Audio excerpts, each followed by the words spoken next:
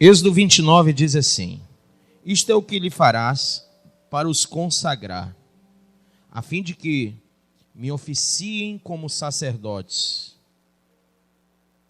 Quem aqui crê que é sacerdote de Deus?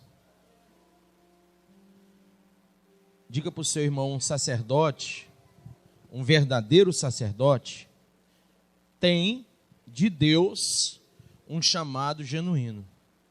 E ele exerce esse chamado sem nenhuma dúvida, sem se desviar, sem enfraquecer.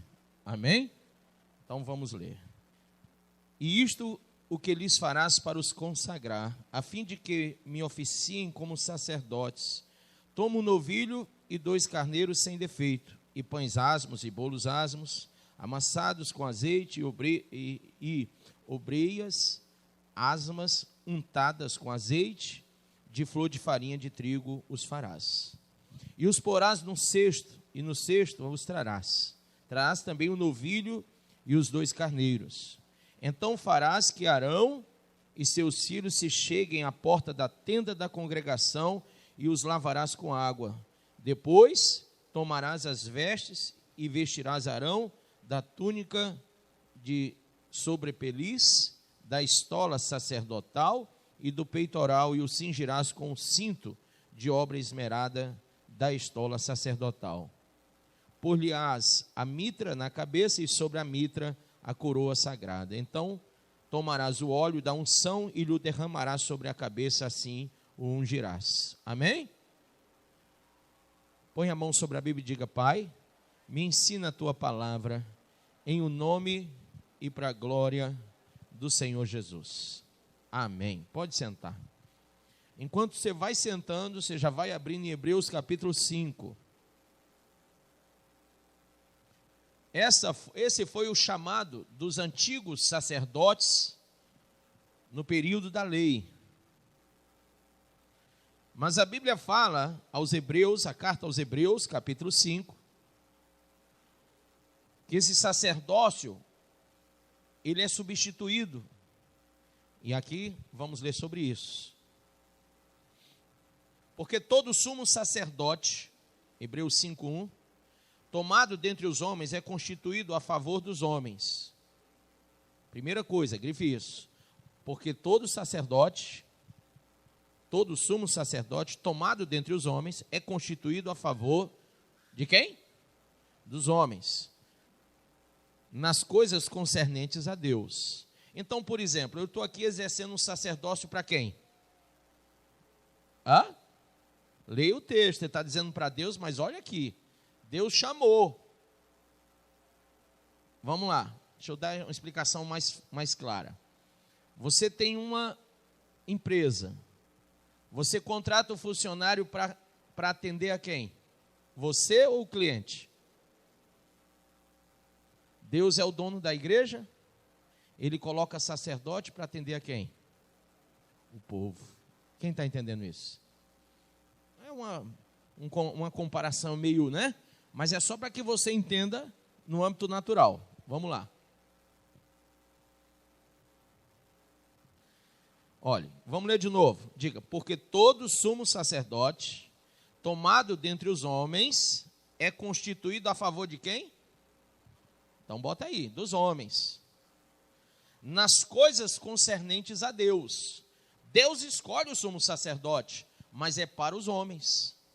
É para trabalhar para os homens. Eu já vi muito crente errando e dizer: eu não sirvo a homens, eu sirvo a Deus. Está errado. O seu serviço é para os homens e não para Deus. Você é levantado por Deus para servir os homens. Olha o que Jesus diz. Jesus, ele veio para servir e não para ser servido. Foi ele que disse isso. Amém? Eu vim até vós para servir, não para ser servido. Quem disse isso? Jesus, o sumo sacerdote escolhido por Deus. Então é bom que a gente tenha esse conhecimento, porque quem já ouviu essa frase? Eu não sirvo a homem, eu sirvo a Deus. Quem já ouviu isso? Não é uma frase aí de todo crente, todo evangélico fala isso, né? Principalmente quando vai falar assim, eu não vou servir a pastor, eu sirvo a Deus. O pobre do pastor sempre leva a culpa, né? Mas, irmão, você tem que servir pela palavra.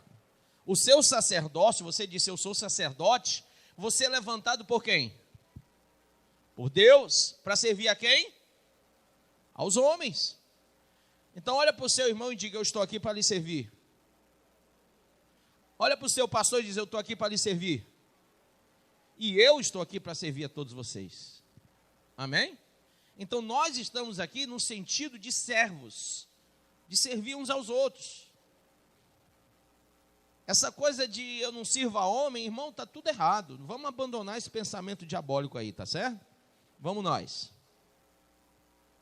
Para que ofereça dons, quer dizer, Deus vai oferecer dons através de nós, sacerdotes, e sacrifícios pelos pecados, podendo ele compadecer-se devidamente dos ignorantes e errados, porquanto também ele mesmo está rodeado de fraqueza.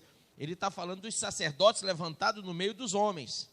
Ele é usado para oferecer dons e sacrifícios pelos pecados, e ele também está determinado que ele pode compadecer-se devidamente dos ignorantes, dos errados, porquanto ele mesmo está cercado de erros. Ou seja, a carta aos Hebreus diz que todos nós erramos, não tem nenhum aqui que não tem erro, amém? Então olha para o irmão e diga assim, eu não sou melhor que você, e você não é melhor do que eu. Nós todos erramos. Amém? Terceira coisa, e por esta razão, deve ele tanto pelo povo, como também por si mesmo. Se você é sacerdote de Deus, para servir os homens, não faça a bobagem de querer servir aos homens e não olhar para você também. Quando você vai edificar pessoas, você tem que edificar a si mesmo. Quando você prega para pessoas, você tem que pregar para você mesmo. Quando você faz oração e jejum pelo povo, você tem que fazer por você também. Quando você ensine a si mesmo também. Quando você prega arrependimento, arrependa-se também. Quando você prega o renovo, renove-se também. Quando fala de dons do Espírito, seja cheio do Espírito também. Nunca esqueça que é para lá e para cá, para lá e para cá. Amém? Vamos nós.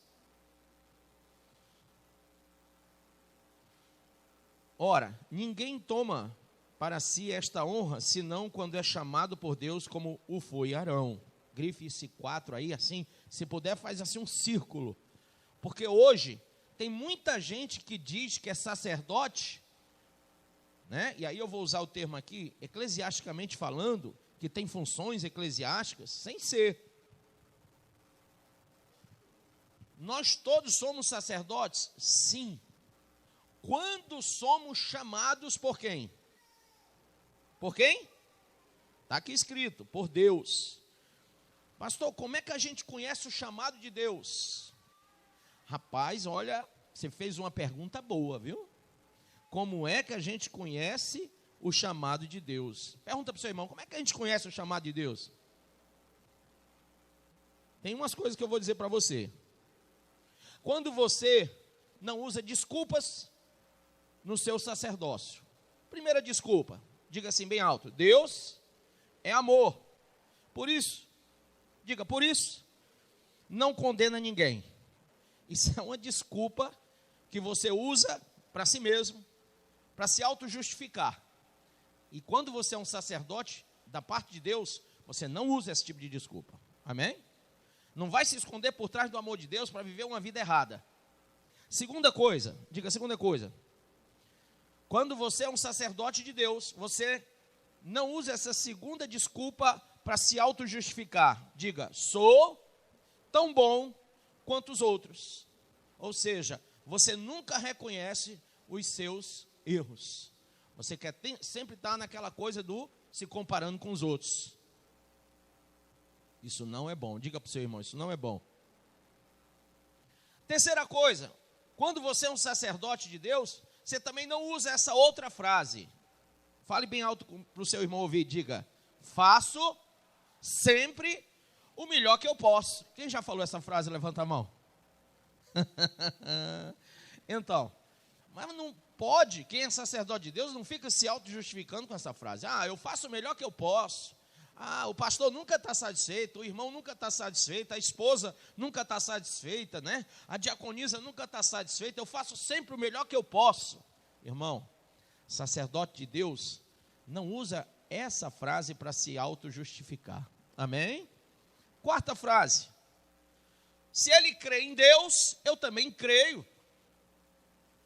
É outra frase que você fala como se estivesse tentando se defender. Se o outro crê, eu também creio. Ou seja, se ele tem fé, eu também tenho. A sua fé não é baseada no outro. Quem é sacerdote de Deus tem ligação direta com o trono. Amém? Quinta frase. Um sacerdote de Deus, ele não se autodenomina educado religiosamente. Ele não usa, fui educado dentro da religião e sou católico, apostólico, romano, sou evangélico, não sei o quê, sou da igreja presbiteriana, Assembleia de Deus, batista, desde 1900 e bolinha. Não adianta. Porque a religião não salva. Amém? E nem a religião vai dar a você a função sacerdotal. Quem escolhe é Deus. Amém? Sexta frase. Diga, tenho um bom coração. Mais uma vez, tenho um bom coração. É outro erro de gente que diz que é sacerdote de Deus.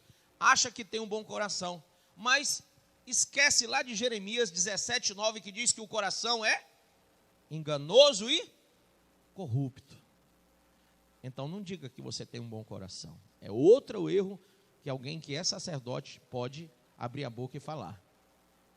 Se você é da parte de Deus, você não vai ficar se justificando por um bom coração. Eu sou uma boa pessoa, não faço mal a ninguém. Eu não ganho alma, mas também eu não faço mal a ninguém, pastor. Olha, eu não sou aquele cara de estar na igreja, mas eu também, eu não vou beber, eu não fumo, eu tenho um bom coração, ajudo todo mundo, entendeu? Isso não é coisa de sacerdote de Deus. Sétima frase. Diga, todos fomos salvos. E uma vez salvo, salvo para sempre. Erro. Nunca pense isso. Nunca pense que você, uma vez salvo, está salvo para sempre. Até porque Jesus não ensinou isso e nem os apóstolos. Amém? Então, essa teoria de salvação incondicional, que não tem, a pessoa uma vez salva, ela pode pintar e bordar que ela continua salva, isso daí é diabólico. Um verdadeiro sacerdote, ele lembra de como eram os outros. Os outros sacerdotes, eles se consagravam para entrar no local santo e no santo dos santos. Amém? Havia uma consagração pessoal. E se eles não tivessem essa consagração, morriam ao entrar lá. Pastor, mas agora nós estamos em Cristo. Jesus de uma vez só tirou o pecado do mundo. Não é uma boa justificativa? Mas foi ele que disse, sede santo. Não foi? Foi ele que falou que nós temos que caminhar pelo novo e vivo caminho. Nós vamos já ver isso também. Então, foi ele que nos ensinou, eu sou o caminho, a verdade e a vida. Foi ele que disse que ninguém vai ao Pai se não for através dele. E foi ele que disse, sede meus imitadores. Então, foi ele também que disse, quem quer vir após mim, negue-se a si mesmo, tome a sua cruz e siga-me. Então, não é muito fácil, né? Não é muito fácil o caminho da salvação para que você acredite que já está salvo e pode fazer o que quiser que vai continuar salvo. Não faz isso. Isso não é coisa de sacerdote.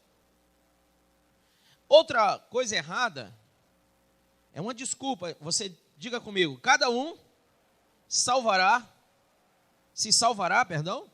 segundo as suas obras, ou o seu próprio caminho. Está errado. Lá Em Efésios 2, versículo 8, 9 e 10 diz: pela graça de Deus sois salvos mediante a fé. Isto não vem de vós, é dom de Deus e não vem de obras, para que ninguém se glorie. Então, quando alguém ensinar você que sendo bonzinho, fazendo boas obras, isso justifica a sua salvação, está errado. Amém? Então, meu pastor, já que eu estou estudando sobre o sacerdócio, como que eu posso, como sacerdote, me apresentar a Deus de uma forma legítima? De uma forma real. Vamos continuar lendo o texto aí, aos Hebreus. Lembre-se, no 4, ninguém se torna sacerdote sem ser chamado por Deus. Aí lá em João capítulo 1, ele diz: eu vim para os meus, mas os meus não me receberam. Mas a todos que me receberam, deles o poder de serem feitos filhos de Deus. Então o chamado é para todos, mas nem todos se tornam sacerdotes. Amém? Quando Arão foi levantado, lá em Êxodo 29, logo depois dele ser levantado e consagrado, vieram os seus filhos para serem também. Quando Jesus veio como sumo sacerdote, todos nós nos tornamos filhos de Deus através dele, e também fomos levantados como sacerdotes. Amém? Mas não esqueça que os filhos de Arão, eles morreram por não respeitarem, por não objetivarem um sacerdócio legítimo. Eles tentaram acender um fogo estranho na presença de Deus, e isso não foi bom e foram consumidos ali, não é verdade? Então às vezes a gente diz assim: eu sou filho de Deus pela fé, amém. Eu aceitei Jesus como meu único salvador, agora eu sou filho de Deus, amém. Pois exerce um sacerdócio genuíno na terra. Se você não serve o seu irmão, se você não ama o seu irmão, se você não dá vida pelo seu irmão, você não está exercendo um sacerdócio genuíno. Amém? Amém mesmo? Então vamos nós. Posso confiar que vocês estão entendendo isso? 5. Assim também Cristo não se glorificou a si mesmo para se fazer sumo sacerdote, mas o glorificou aquele que lhe disse: tu és meu filho, hoje te gerei. Como também em outro lugar diz: tu és sacerdote para sempre, segundo a ordem de Melquisedeque. Amém? Agora,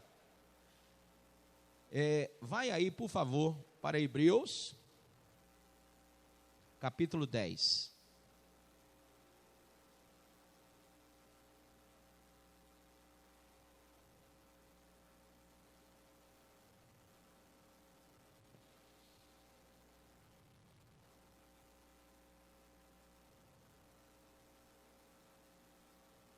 Um verdadeiro sacerdote, ele não usa desculpas, mas ele tem algumas atitudes que são peculiares ao sacerdócio, e eu vou falar sobre elas.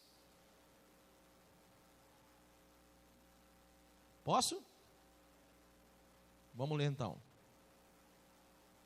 Versículo de número 19. Tendo, pois, irmãos, ousadia, grife a palavra ousadia, para entrarmos no santíssimo lugar, pelo que, pessoal? Sangue de Jesus, pelo caminho que ele nos inaugurou, caminho novo e vivo, quem crê? Através do véu, isto é, da sua carne, e tendo um grande sacerdote sobre a casa de Deus, cheguemo-nos, primeiro com ousadia, né? Mas aí nós vamos chegar como? Grifa aí. Com verdadeiro coração. Primeira coisa. Se você não tem um verdadeiro coração, irmão, você não é um sacerdote chamado por Deus.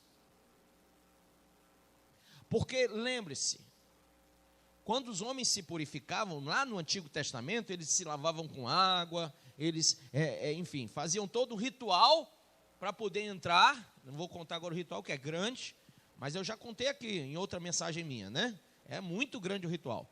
Tinha água, tinha óleo, né? Tinha sangue, tinha tudo. Bom, mas agora eu vou falar só dessa parte. Eles se lavavam, se purificavam exteriormente.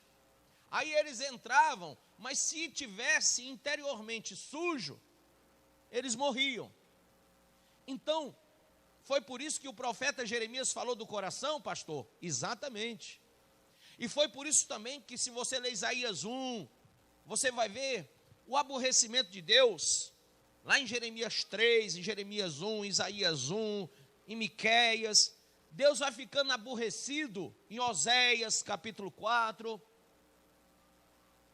Deus vai ficando aborrecido de que as pessoas se apresentavam a Ele com rituais, com liturgias, mas o coração não era um bom coração, não era um coração verdadeiro perante Ele.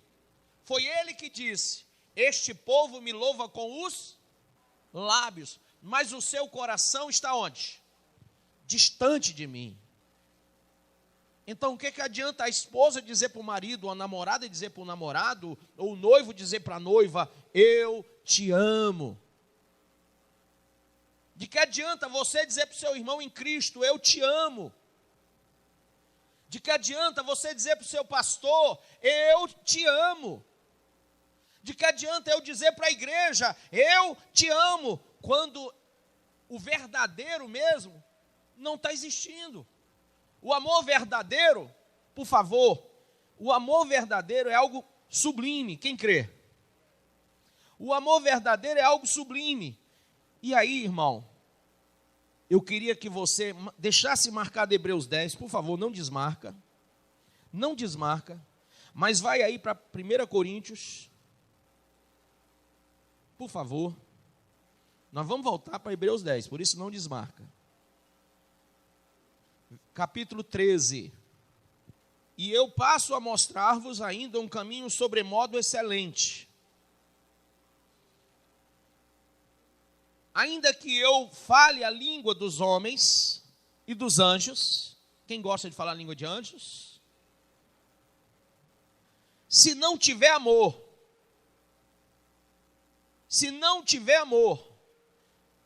serei como o bronze que soa ou como o símbolo que retine. Ele está falando ágape, não o amor de colega, o filéu. O ágape é o amor supremo, amém? Tradução original aí é ágape. Ainda que eu tenha o dom de profetizar, quem gosta de profetizar? Não é bom? Mas ele está dizendo: e conheçam todos os mistérios e toda a ciência, e ainda que eu tenha tamanha fé, a ponto de transportar montes, se não tiver amor, nada serei. E ainda que eu distribua todos os meus bens entre os pobres, e ainda que entregue o meu próprio corpo para ser queimado, se não tiver amor, nada disso me aproveitará. O amor é, diga, paciente, é benigno.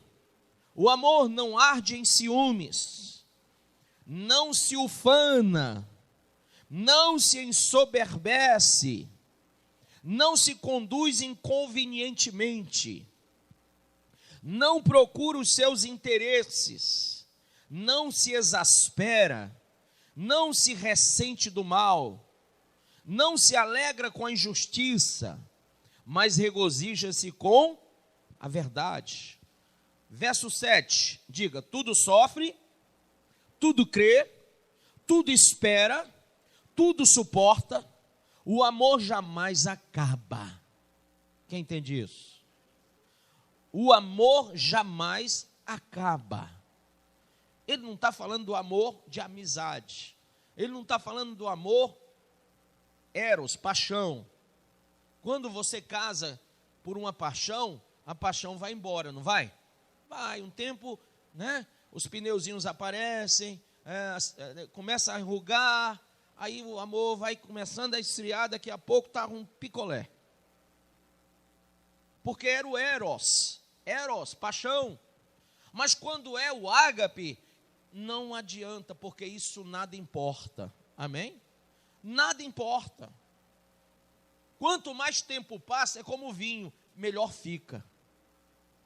O amor de Deus, ele permanece para sempre. Quem crê? Então, olha o que diz.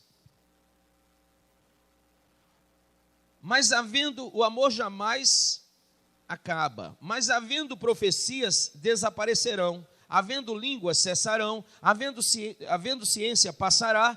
Porque em parte conhecemos, em parte profetizamos. Quando, porém, vier o que é perfeito, então o que é em parte será aniquilado.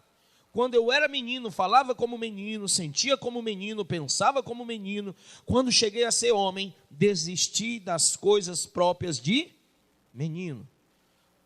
Porque agora vemos como em espelho, obscuramente. Então veremos face a face. Agora conheço em parte, então conhecerei como também sou conhecido. Agora, pois, permanecem a fé, a esperança e o amor.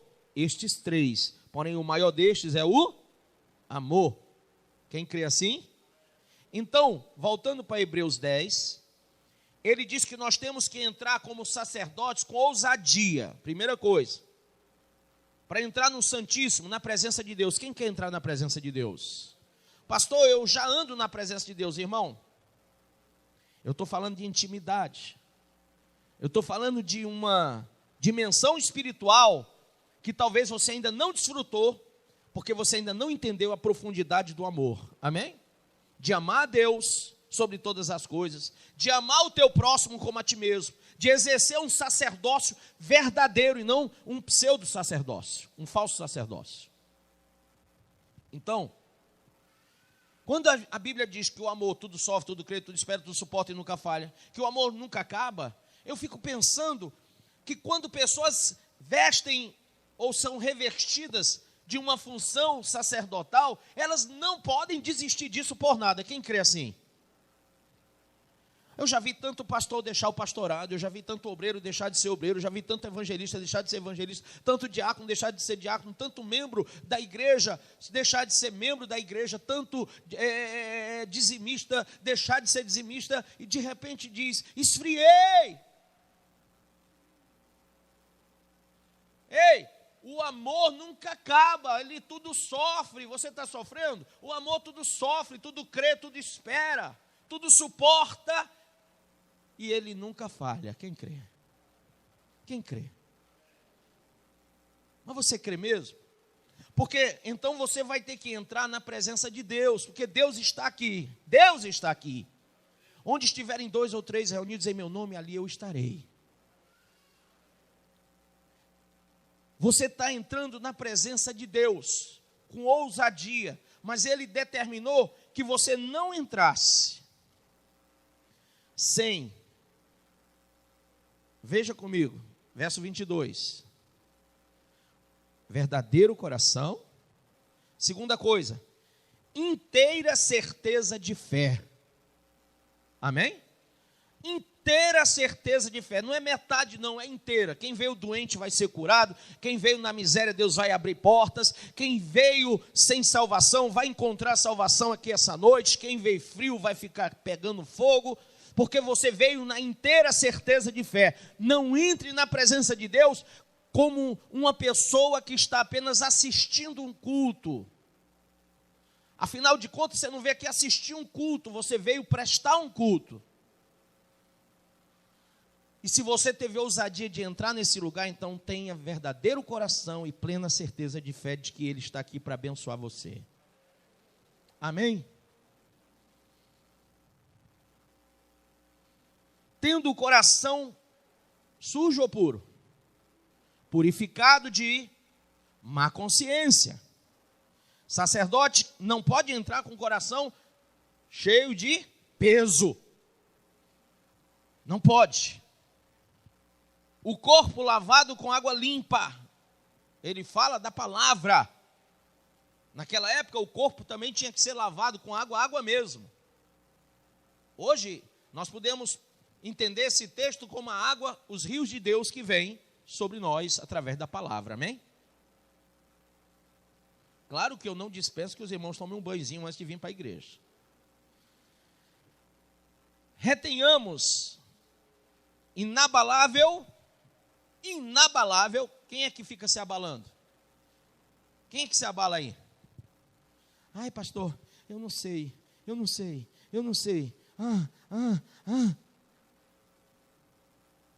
Como que pode, irmão? Que tipo de sacerdote é esse que... 43 anos, 44 vou fazer agora de evangelho. 25 de pastor e eu tenho certeza que ainda não dei 1% do que eu queria. Se tivesse 10 vidas, daria as 10 para fazer a obra de Deus. Não me arrependo do evangelho, porque é o poder de Deus para a salvação dos que creem. Nada pode me separar do amor de Cristo. Nem a espada, nem a fome, nem a nudez, nem principado, nem potestades, nem poderes deste mundo, nem coisas do porvir. Nada pode me separar. Aí você diz, pastor, estou assim, estou assado, estou frito, estou cozido. Espera aí, irmão. Qual é o teu sacerdócio? Pergunta para o irmão, qual é o teu sacerdócio? Ele diz, retenhamos inabalável a confissão da nossa esperança, porque fiel é aquele que fez a promessa. Quem crê que vai para o céu? Então seja inabalável. Pastor, mas o desemprego me abalou. Não se abale com o desemprego. Mas pastor, meu casamento me abalou. Não se abale com o casamento. Pastor, o meu problema sentimental me abalou. Não se abale com o seu problema sentimental. Pastor, sabe, é que eu estou com um problema com filhos. Não se abale com os problemas com os filhos. Retém a sua confissão inabalável.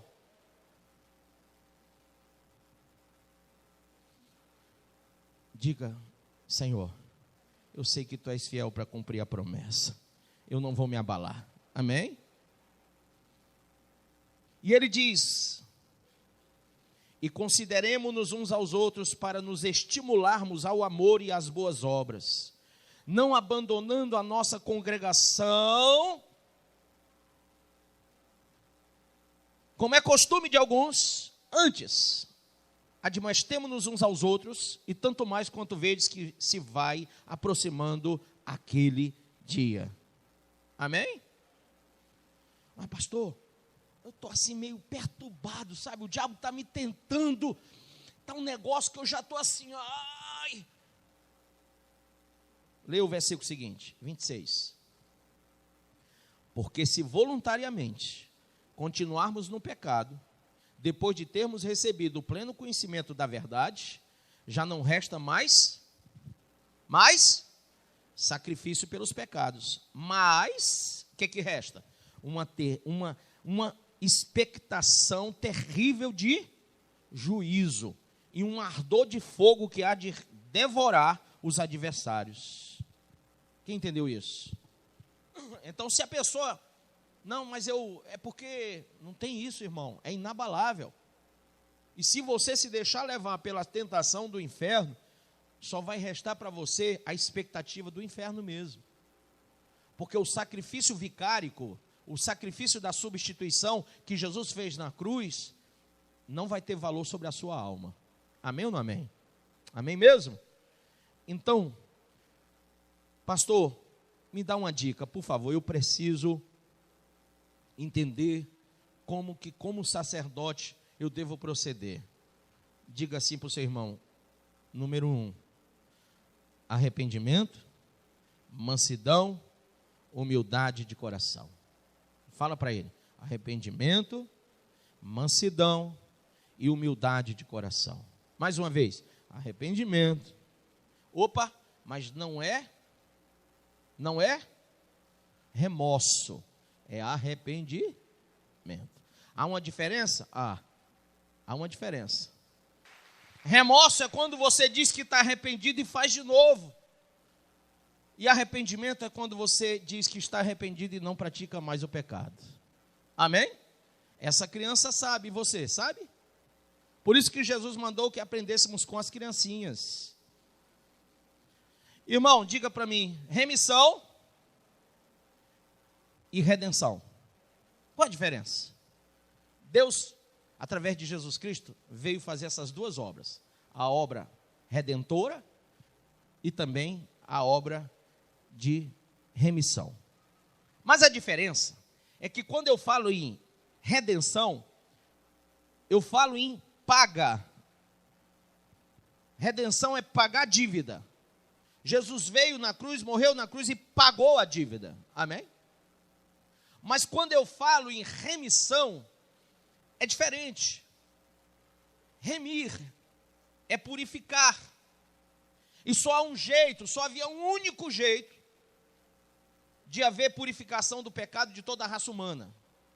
É que alguém que não tivesse nenhum pecado viesse morrer por todos. Então se chama sacrifício vicárico, o sacrifício da remissão. Ele veio tomar o meu e o seu lugar na cruz. Amém? Se eu não entendo o que é remissão, o que é redenção, se eu não entendo o que é arrependimento e o que é remorso, como que eu vou exercer sacerdócio? Eu vou estar apresentando a Deus remorso em vez de arrependimento. E eu posso, muitas vezes, acreditar, claro, que eu sofri e que você está sofrendo também a redenção através de Jesus, mas eu não consigo perceber que além da redenção houve uma remissão. Ele veio através de uma decisão própria, só e exclusivamente para tomar o meu e o seu lugar. Amém? Então a primeira coisa é arrependimento, mansidão e humildade. Segunda coisa, diga, amar ao Senhor de coração.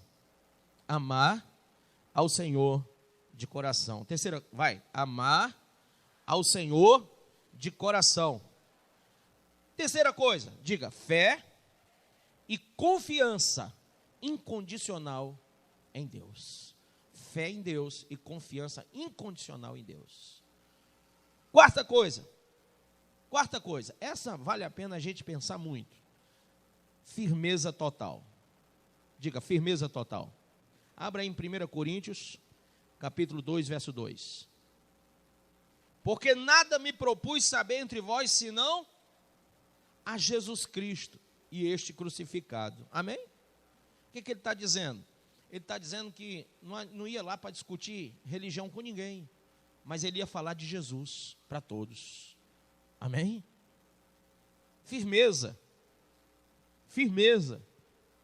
Porque você fica se diluindo com religiões, com filosofias. Ele disse, olha, eu não me propus saber nada entre vocês, a não ser Jesus Cristo e este crucificado. E aí ele vai no terceiro, ainda diz assim, e eu estive convosco em fraqueza, e em temor, e em grande tremor. Isso quer dizer o quê? Eu não sou melhor do que vocês, mas em Cristo eu estou firme. Amém? Eu não sou melhor do que nenhum aqui, mas em Cristo eu estou firme. Eu estive com vocês dessa maneira, mas em Cristo eu estou firme.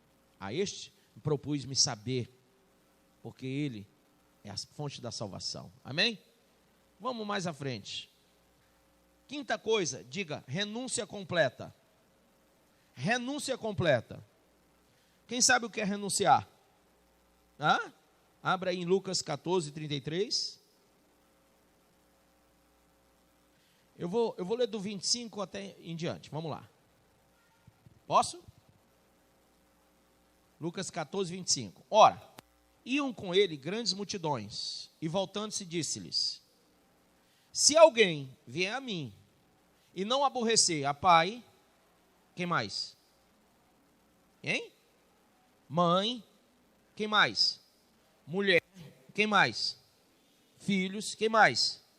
Irmãos, quem mais? Irmãs. Tá escrito aí, filho não?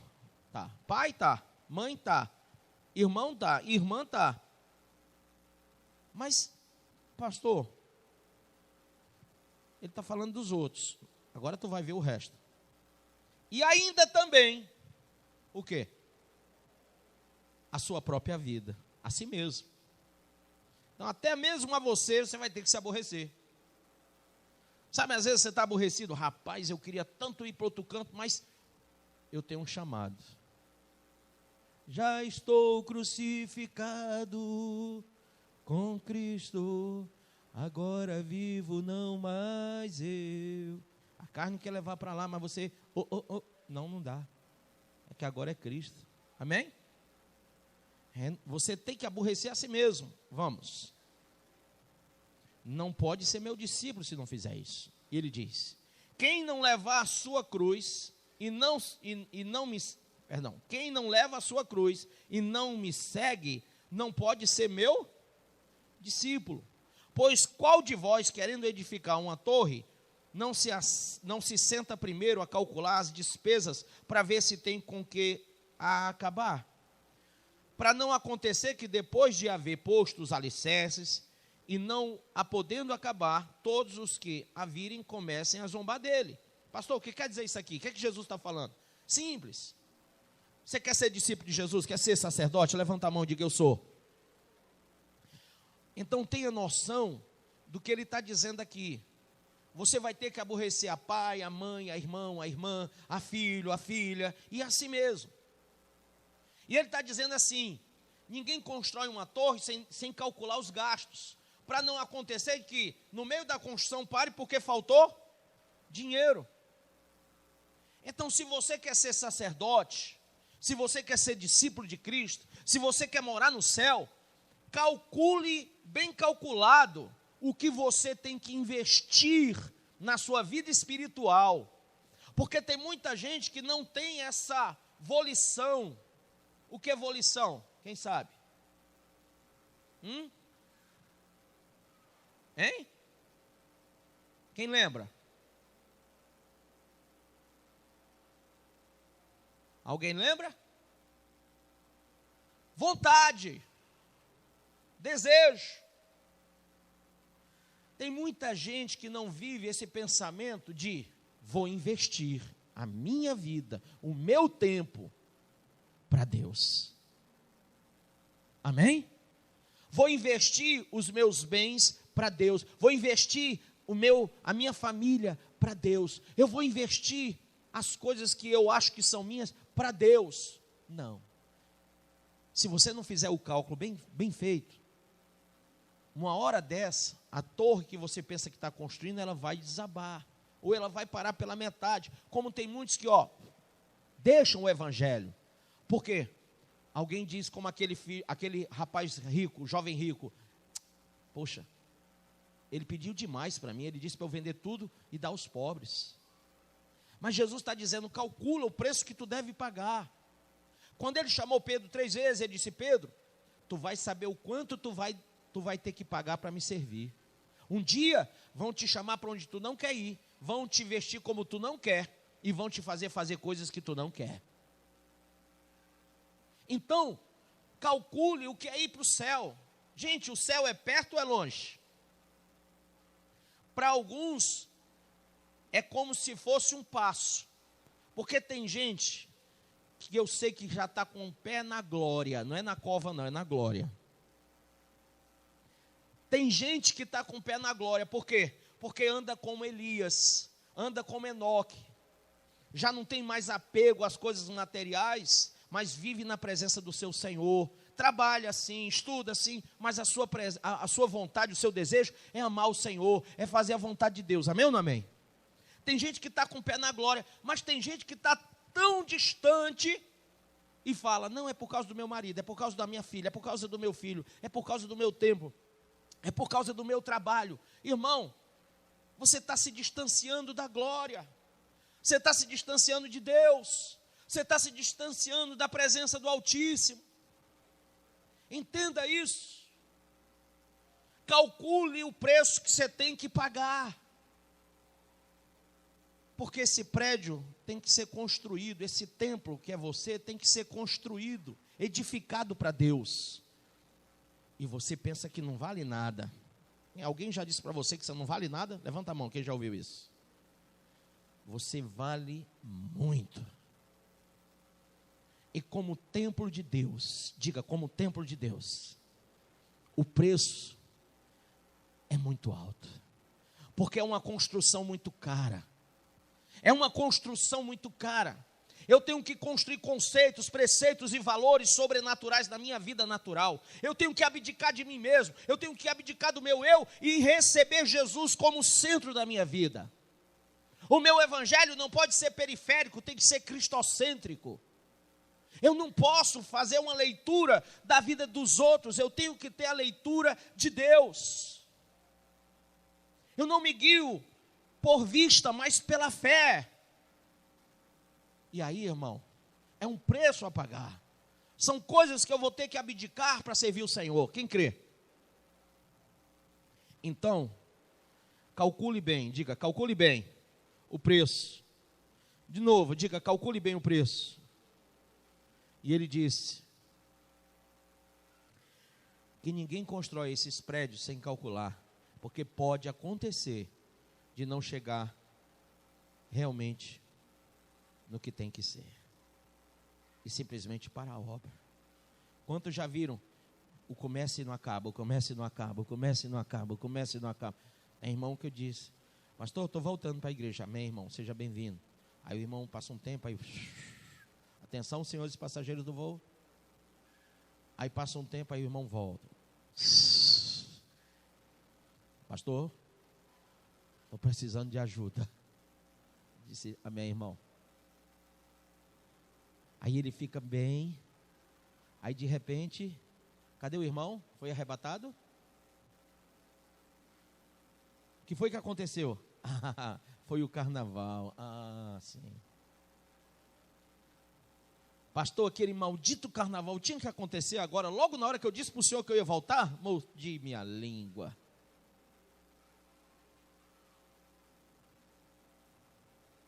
Queridos, diga, servir a Jesus é um caminho sem volta. Se você voltar, você perde o direito ao sacrifício. Amém ou não amém? Então, negue-se, diga, negue-se a si mesmo. Renuncie completamente. Seja solidário no sofrimento de Cristo. E tenha uma coisa no coração. Diga o que é. Diga o que é. Vamos lá. Por favor, Colossenses 2:5. Quando Paulo escreve à igreja dos Colossenses, ele fala, porque ainda que eu esteja ausente quanto ao corpo, e aqui eu acho lindo, porque já pensou se eu faço uma viagem de 1 ano ou 2? Não, vamos falar de 1 mês.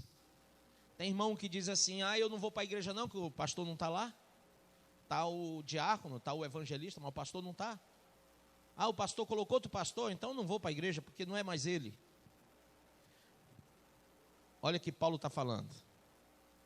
Porque ainda que eu esteja ausente, quanto ao corpo, contudo, em espírito, estou convosco, regozijando-me e vendo a vossa ordem e o que mais?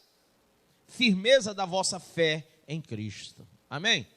Então, aprenda comigo uma coisa, não seja crente por causa do pastor. Não esteja congregado aqui na igreja porque eu sou o pastor da igreja. Nem quero me promover como o melhor pastor, nada disso. Quem está aqui é o pastor Jesus Cristo. A palavra que vem do trono de Deus. Quem salva vocês é o Espírito Santo. Quem convence o homem do pecado, juízo e justiça é o Espírito Santo. Então, de forma alguma, de modo nenhum, nenhum de nós podemos nos congregar por causa de um ou outro pastor. Amém? Amém? Mas alicerçado no pastor Jesus Cristo. Quem crê assim? Então, seja qual for o pastor que venha pastorear essa igreja, você continua congregado porque você é de Cristo. E você é igreja. Amém ou não amém? Igreja. Igreja é uma coisa tão séria, porque o nome igreja também é chamado de corpo. Corpo. E corpo é uma coisa tão séria que ninguém tira o pedaço. Se tirar, dói. Né? Quem é corpo de Cristo? Levanta a mão, quem é corpo de Cristo? É? É mesmo? Sério? Levanta a mão, vamos lá, faz assim. Quem está usando Rexona, levanta mais alto. Faz assim agora, acenando. Sou, mais alto, sou, corpo, mais alto, sou, mas levanta a mão, sou, corpo de Cristo. É? Então, por favor, irmão do lado, faz um favor para esse irmão. Arranca o braço dele aí. Por favor, tenta. Tenta. Só um pouquinho. Amém? Amém? Não deu? Não? corpo não sai do lugar. Você faz parte do corpo, você não sai do corpo, ó. Amém ou não amém? Você compõe a de Cristo salva, então você está aqui ligado no corpo. E ninguém, nem o inferno, nem o diabo, nem os demônios, tudinho, tribulação, espada, fome, nada. Você é corpo, corpo não pode. Pastor, mas se alguém vier me cortar do corpo, não pode. Sabe por quê? Porque Jesus é o cabeça e ele não deixa. 2 Pedro, capítulo 1. Quando você exerce um sacerdócio sobre várias pessoas, quando a gente cuida de muita gente, quem já cuidou de muita gente? Levanta a mão. Cuidar de muita gente dá o quê? Trabalho. Se você quer cuidar bem, então dá muito mais trabalho que você imagina. E se você é perfeccionista e quer dar o melhor cuidando das pessoas, você então tem muito mais trabalho, tem muito mais dor de cabeça. Eu não vou usar esse termo perder cabelo, porque eu estou orando pelos meus, mas fica branco, entendeu? E você fica, muitas vezes, você se perturba porque você está preocupado com as pessoas, não é? Olha o que o texto diz aqui em 2 Pedro.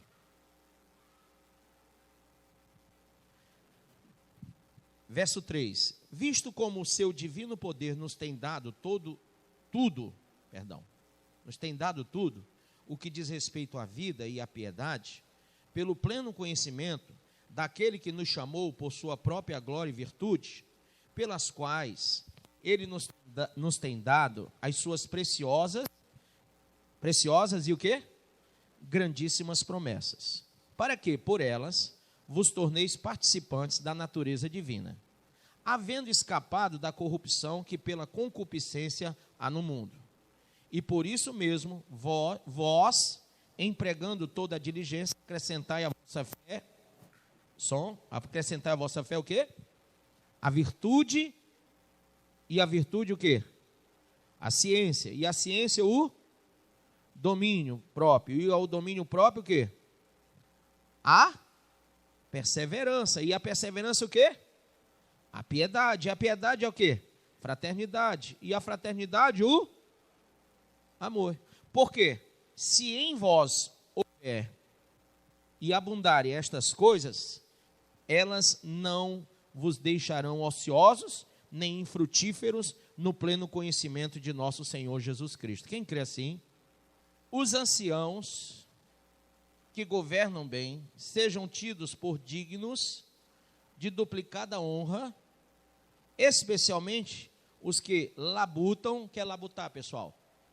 Trabalhar na pregação e no ensino. Porque diz a Escritura: não atarás a boca ao boi quando debulha, e digno é o trabalhador do seu salário. Então, não aceites acusação contra um ancião, senão com 2 ou 3 testemunhas. O que ele está dizendo? Eu queria fechar isso com você. Quando a gente fala que todo mundo é sacerdote, e a visão deturpada que o diabo quer impetrar é que pastor é ladrão porque pastor recebe dízimo e oferta. Sim ou não? Quem já ouviu isso? Mas a Bíblia está dizendo que, Paulo escreve a Timóteo, que aquele que pratica o ensino, está aqui, ó, os que governam bem são dignos de duplicada honra, verso 17. E ele diz assim, verso 18, e digno é o trabalhador do seu salário. E ele fala que essa duplicada honra no 17 é para especialmente os que trabalham na pregação e no ensino. E no verso 19 ele diz: não aceite acusação contra eles. Por quê? Porque sempre, irmão, quando você cuida de muita gente, você trabalha muito, sim ou não? E aí, a Bíblia fala que aquele que ensina no altar, que trabalha na vida de muitos, que ele seja sustentado pela igreja. Quem sabia disso? Levanta a mão. Mas lá fora, as pessoas acham que isso não é certo.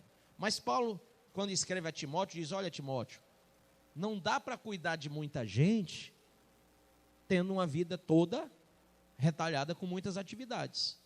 Então, aquele que se dedica a ensinar e ajudar pessoas, ele deve ser mantido pelas pessoas. Amém ou não amém? Isso para que você não tenha mais dúvida com relação ao sacerdócio que um tem sobre muitos. Agora, se é só de um para um, se é de um para dois, se é uma coisa, eu sou sacerdote da minha casa, eu sou sacerdote aqui de 3 pessoas que eu acompanho, está entendendo?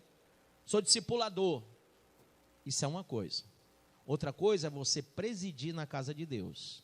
Quando você está presidindo, aí, irmão, não dá para você cantar e assoviar. Alguém consegue cantar e assoviar aí? Não. Se tentar, não consegue. Entendeu isso? Então, existe o chamado sacerdotal para um sobre vários. E nisso aí, você vai ver que Jesus também precisou. Abra em Lucas 8, verso 1 em diante. Aconteceu depois disso que andava Jesus de cidade em cidade, de aldeia em aldeia, pregando e anunciando o evangelho do reino de Deus. E os 12 iam com ele.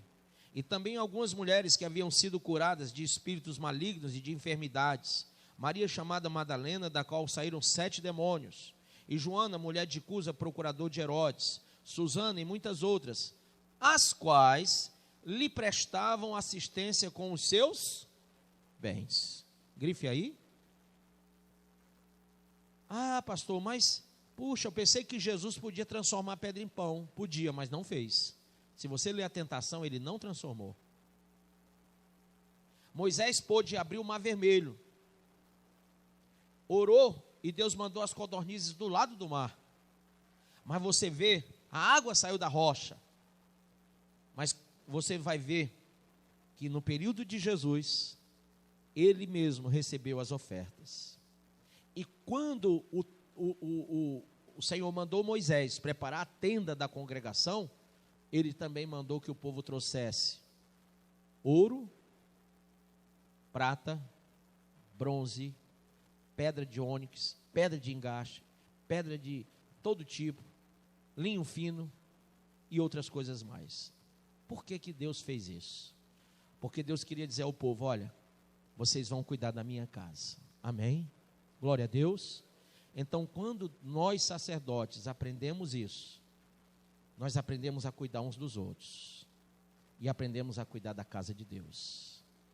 Irmão, se eu cuido de vocês todos, e vocês cuidarem uns dos outros, a nossa igreja vai crescer, não vai? Vai. Mas se só for eu cuidando de todo mundo, e ninguém quiser se cuidar, nem cuidar de si mesmo, e nem cuidar do irmão do lado, não há crescimento. Então nós temos que dar bom testemunho uns para os outros, edificarmos uns aos outros, aconselharmos uns aos outros, e também ajudarmos uns aos outros. Você acabou de ouvir essa poderosa ministração da palavra de Deus. Eu creio que sua vida foi abençoada. Eu quero que você ore comigo, profetizando sobre a sua vida a salvação que vem de Cristo Jesus. Ore conosco. Deus Pai, em nome de Jesus, nós te agradecemos por esta palavra e que o Senhor possa abençoar a vida de cada um que nos viu, que nos ouviu nesse dia. Deus Pai, em nome de Jesus, que esta pessoa esteja agora entregando a sua vida, recebendo a salvação que vem do Senhor. Pois assim, Pai, nós profetizamos salvação, cura, libertação, em nome do Pai, do Filho e do Espírito Santo de Deus. Amém.